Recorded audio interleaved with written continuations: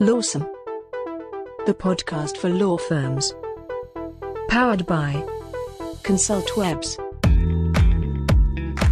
Welcome back to Lawsome, the podcast for law firms. I'm Jake Sanders. And I'm Tanner Jones. Today we're talking about what it takes to build a brand with content while running a successful personal injury law firm with Ali Awad. I'm a personal injury attorney based in Atlanta, Georgia. But before we get to that, here's a word from Consultwebs. Any lawyer looking to grow their business online should look no further than Consultwebs, the industry's leading law firm SEO and paid advertising provider. Battle tested now for more than 2 decades, Consultwebs works exclusively with attorneys, helping them to sign more cases from the internet. For more information, go to consultwebs.com. And now, a Lawsome interview with Ali Awad. I'm a personal injury attorney based in Atlanta, Georgia. Give us a trajectory from the random scrappy kid to becoming the, in quote, CEO lawyer. What does that rise, the runway and the takeoff look like? I'll tell you this, man. Everyone has a plan until they get punched in the mouth, right? Yeah. So the initial plan was that I just wanted to build my practice and bootstrap it the way I wanted to. And, I thought, look, the way that you grow your business is by making these connections with people, and they can kind of refer you a lot of business. And that's the only way that people grow. And then I quickly realized that no one gives you stuff for free. You got to go out there and earn it. And I knew that if I wanted complete autonomy for my practice, I had to be able to bring in my own clients. And so I'm really happy to say that 100% of the clients that we have are just self-generated from social media and just from my own brand and from my own work. Mm-hmm. I like it that way. I don't like taking scraps from other lawyers and, people referring me cases just because they're like, hey, I want a 50% referral fee on the back end. I can't grow my business that way. So I'd rather do it the hard way, which is go out there and get those clients. And I do that by putting out videos every single day. So 10,000 mile view, 2017 was kind of a short year because I started in February. 2018 was our first full year in business. And my claim to fame was spending $5,000 from boosting ads on my phone and generating $3.2 million in revenue for my practice. From there, we just kind of kept growing. We had our first $1 million month in 2019. And last year, we became an 8-figure law firm. And so this year, our goal is to probably do about 35 million in settlements and verdicts, and hopefully be $100 million a year law firm within the next 2 to 3 years. I just want to be known as being the fastest growing law firm in America. That's my goal. I love it, Ali, and I respect how you've done it. I mean, and I think you've built it on a foundation that is only growing in value, if you will, over time, because you build it, around a solid brand. I'd love to understand more. What's the philosophy behind the social campaign? I mean, you said you're pumping out daily content. Has it changed? Has that evolved, or has it been kind of tried and true, just consistency? Yeah, well, the consistency in building your brand should never change. You should always be consistent because people almost expect it, right? There's this famous saying that says no one likes to get rich slow. Everyone wants to get rich fast. But I feel like the reason that I'm doing well on social media is because I'm consistent. And if you look at the past maybe 3 years or so, I've had at least on average 1 to 2 new pieces of content every single day for the past 3 years. Whether that's a video, whether that's a post, whether that's a giveaway, whatever it is, every single day for the past 3 years. And I intend to continue doing that for the next 3 to 5 years until something changes, until the attention goes somewhere else. Now, consistency is important, but relevancy is more important. And so if you're relevant on a very, very hot platform, like right now, TikTok is really hot and Clubhouse is kind of taking over, grabbing a lot of people's attention. Those are good platforms to try to build a foundation really, really quickly. A lot of people wait to kind of like see what's happening, engage the audience, and then decide, okay, well, maybe at that point I'll jump in and see what everyone else is doing. But by then it's too late.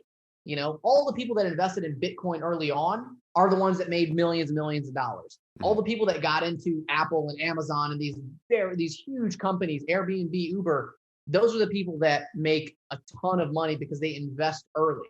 And it's the same thing with social media. If you invest early, you start building your brand early, people remember that. And it might not be this specific platform that takes you to that next level. People thought that, oh, well, I just started on Instagram and that's kind of what got me, going. But no, I started on Snapchat. And before that, Facebook.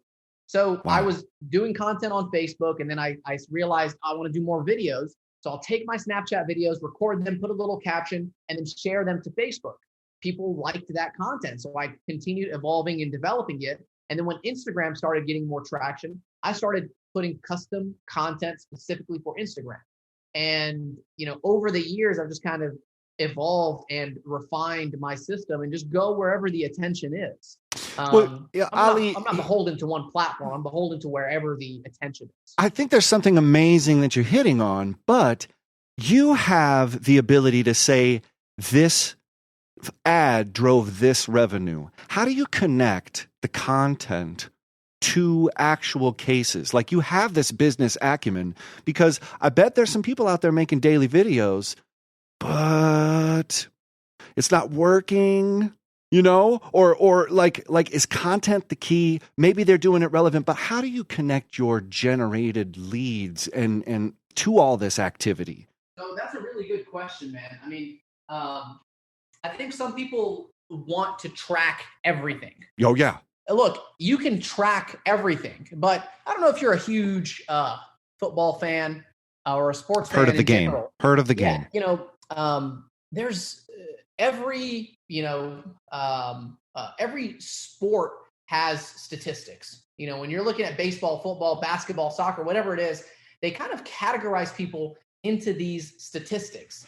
But you'll find that the intangibles are sometimes non-statistical, meaning the things that someone has that you can't categorize and can't quantify into a specific number or a specific category are usually the things that create champions.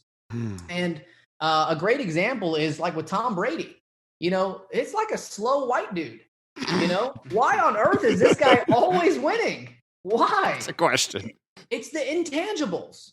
It's because he has the championship mentality. Like Kobe Bryant, rest in peace. Kobe Bryant had the Mamba mentality. Yes, he put up some great numbers, but there was the intangible of always just studying and knowing the game. Michael Jordan, same way. There was this great quote, if you watch that Michael Jordan documentary, it was like, Michael Jordan let all of us play basketball, but he was there to win. And if you're just playing the game, you're just focusing on the statistics. And it's the same way in business. If you're just focusing on the statistics, you miss out on all of the small data. You focus too much on the big data and forget about the small data. And I'll give you a very specific example. Every digital marketer is obsessed and focused on CPL, CPC, conversions, retentions, click-through rate. They're looking at all the numbers, right? And all the creatives on the other side of the spectrum are thinking about how I can make this the most appealing and aesthetically enhanced experience for the consumer. And they operate as like two completely separate worlds. You've got the data-driven people, and then you've got the creativity-driven people. They cannot function unless they coexist. You have to, if you're a data-driven person, try to step back and think, before we get into all of the numbers, what does my creative look like? And before you're a creative, what does your data look like? Because exactly. Yeah. If you're a creative, are you making money? Are you converting? Most creatives are like, oh man, I'm the best at what I do. And I was on a Clubhouse chat the other day, and these guys were offended because I said most creatives suck at business. And so they all jumped in and were like, hey man, I'm an expert photographer and I do this and I disagree with you. And I'm like, do you have a $10 million a year business? He's like, no. Like, how long have you been in business? 15 years. What's your highest revenue year? 350K. Yeah, you're not a good businessman. You're a practitioner, and that's okay, because most lawyers and doctors also suck at business. And it's because we focus on the practice of what we're in and forget about all of the intangibles. we forget about the things that work to kind of build up our data, and when I'm talking about creatives, the things that really bring the max value of creatives is the data. The things that brings the max value of the data is diversifying your creative. That's why on social media, I don't really care about knowing exactly where each person came from. Like, you saw this video, you saw this advertisement, and yeah, we do keep metrics and we keep statistics on knowing where a lot of our clients come from. But my main focus is building a brand so that I stay top of mind, so that it's not one specific ad or one specific post or something that resonated with you. It's because I've built so much content over the years and so much value that I am top of mind. Whenever you think of lawyer, you think of CEO lawyer. And you don't have to see a specific ad. You just know if your friend gets in an accident, your family gets in an accident, they know, hey, CEO lawyer, just Google him. You'll find his information online, because I'm focused on building a brand. And if you focus on building a brand, you can't worry too much about the numbers. You have to step back and say, is my business growing in the right direction? Ali, the big piece there. I mean, you talk about the intangibles, and I think that's spot on. But most things in life, it's balance. It's drawing on perspective from essentially both ends of the equation there. And I love that you found that. I'm going to change gears. I'm going to shift gears on you just a moment here, because I think we've worked with lawyers for a long, long time, and what you're saying, I mean, ultimately, you brought it back to Tom Brady, some of the true champions in sports, and the same is true in business. It ultimately requires the commitment. It's the daily grind. It's smart activity, focusing on the right things. But naturally, I think a big question that's likely coming up with listeners in hearing you is, how do you maintain that consistent focus on both aspects? I mean, you are clearly marketing and brand minded. And I believe that's a true rarity in the legal space. And so those that are maybe energized from this and wanting to commit to more consistent, say, video or social media activity, what can you offer them in terms of advice with respect to balancing the two and not allowing one to monopolize the time against the other? Nice. So just to be clear, are we talking to other lawyers? Are we talking to other professionals, business owners? Just so I know exactly how you want me to answer this question. Sure. Lawyers, legal marketers. They say the most important thing is to keep the main thing the main thing. As a personal injury lawyer, my value is directly correlated to the amount of money I make for my clients. So the more money I make, the more value I bring to other people. So if you want to know how much impact you're making on your community, look at your bank account. And if there's a problem there, if there's a discrepancy on how much you feel you're impacting and how much money you're actually making as a personal injury lawyer, then something needs to change. But let me see if I can give you some clarity on this. Some of us are practitioners and some of us are business people. Very, very rarely you can have someone that is a great practitioner and also a great business person. I've decided that I'm just a much better business person than I am a practitioner. Does that mean I can't go out and litigate these, $50 to $100 million cases? No. It just means that my time is better spent working on the marketing and the branding side of things and bringing on better attorneys, better litigators, more experienced trial attorneys that can supplement and enhance what I already have. Because I can definitely say, look, all right, I'm going to shift gears and just focus just on litigating cases. And that's all I want to do. But that's what everyone else is doing. You will never, ever meet a litigator that has a powerful brand that didn't spend at least 10 to 15 years litigating. Mm-hmm. And for me, I was like, well, I don't want to wait 10 to 15 years to make an impact. I want to do it right now, immediately, day one. How did I do that? I just took out my phone and started recording videos. Wow. That was it. I took out my phone, started on Snapchat, recorded the video, posted it on Instagram, and shared it. Then I realized, okay, well, what if I boost it a little bit? Let me put $20 behind it. And then one thing led to another, and I realized this is where I need to be putting my focus because no one else is doing this. Mm-hmm. Oftentimes, when everyone zigs, you need to zag. And specifically for legal marketers and attorneys, I'll say this. Don't go to all of the same networking events as your other colleagues. Don't sniff each other's butts, because you're all going to end up with that same sense of crap. You know, everyone wants to do the same exact thing. Stop. Do something different. The definition of insanity is doing the same thing over and over again and expecting different results. That's why I pay 5 to 6 figures every year in investing in other masterminds and, you know, influencer groups where I can learn from people that are not in the legal space. And I'll give you a specific example. 3 years ago, I paid this ex-convict $25,000 to teach me how to run Facebook ads. And I knew when I went there, I was hanging around all these 7 and 8 figure earners. And I was like, dude, all these people are idiots. Like, no one's educated. No one has a doctorate degree, much less a master's or a bachelor's degree, but they're all making way more money than me. Why is that? Because they learned the marketing. And so because I was in that room, I humbled myself and I looked around. I started asking people, hey, how are you bringing in business? What are you doing to make a bigger impact on your community? And I learned, hey, social media advertising really works. You know, backing it up with maybe a billboard that sends someone to a landing page really works. Using creative advertising and video marketing works. And that's not a conversation that's had in legal groups and legal masterminds. Legal attorneys and legal groups focus on how can we litigate these cases better.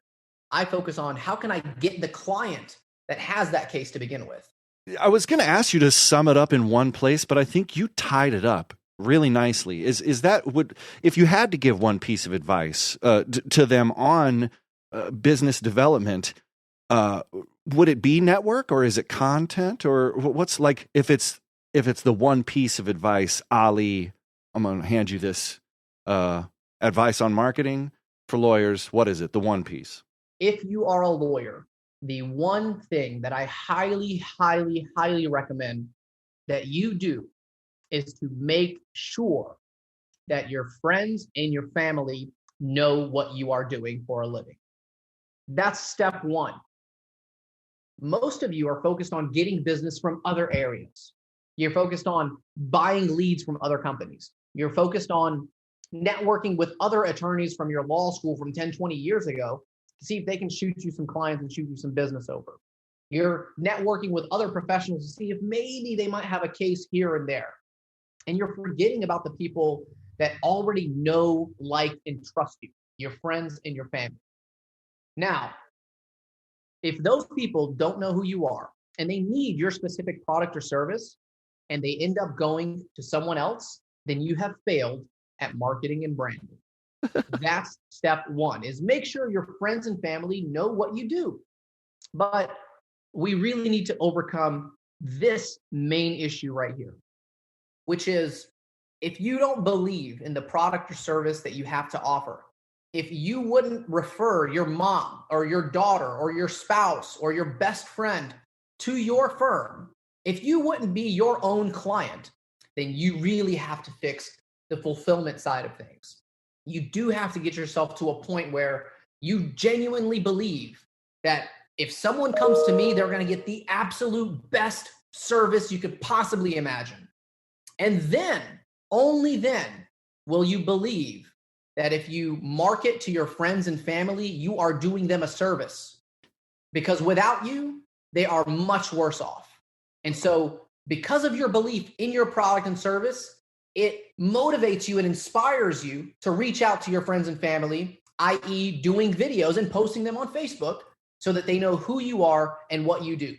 And from there, you advertise to more people and you just make that circle get bigger and bigger and bigger. That's where it starts. Bang! Ooh! So how can people find you online and connect with you, Ali? I am the CEO Lawyer. You can Google me, you can Instagram me, Facebook, Snapchat, Twitter, every social media handle. And I will say this, guys, if you're looking to brand yourself on social media, start by going to www.facebook.com/whatever name you want to take on. Instagram.com/whatever name you want. Twitter.com/ LinkedIn.com/ YouTube.com. Look at all of the social media platforms and see if your brand name is available. Start there and then see if you can trademark it, and then see if you can buy the website domain. Because if you want to brand yourself on social media and online, you want to have consistency with all platforms. So if you look up CEO Lawyer anywhere, you're gonna find me, because I branded that early on and it's trademarked. And I made the mistake of not buying the website early on when I had the chance. So someone else bought it and then basically strong-armed me into paying 10 times more for it. So please make sure you do that due diligence and do your research. I'm CEO Lawyer on all social media platforms. And if you mention this podcast, you're like, hey man, I heard you on the Lawson podcast, and I just wanted to give you a shout out and see if there's something you can help me with, I will flag your name. I'll try to follow you and respond to you within 24 hours. And whatever feedback I can give you, I'll be more than happy to help. For show notes, links and info, go to thelawsonpodcast.com. Be sure to follow us on social and subscribe to us wherever you find your podcasts. Until next time, stay lawson.